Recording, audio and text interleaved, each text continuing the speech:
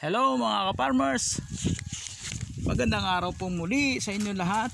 Nandito po tayo sa Kado Farm at amin pong isi-share sa inyo itong aming itinanim na bangkal tree or Nauclea orientalis, ang ating bangkal tree. So yan po ay nasa 4 years na po siya, yung ating punong bangkal.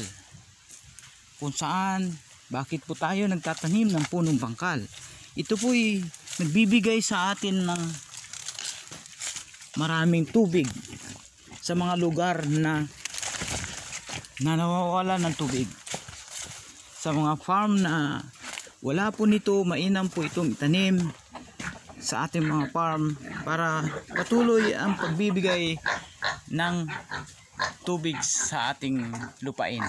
So yan po itinanim namin para mag-maintain ang tubig po dito sa aming balon. Yan po. Yan. Kung saan lagi po ito natutuyo kasi nasa lugar na walang irrigation.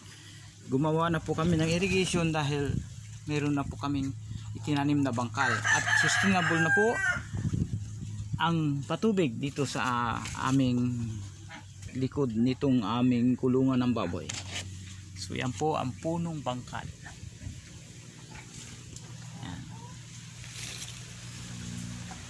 Yan po, isa rin po ito sa mga herbal herb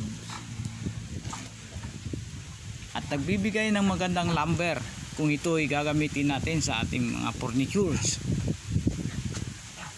At mainam din po itong panggatong charcoal, gawing uling.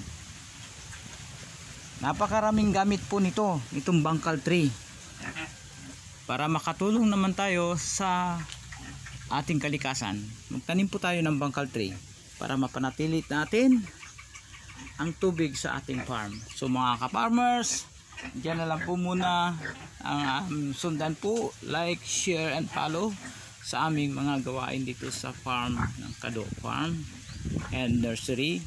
Thank you very much at magandang araw po sa inyong lahat.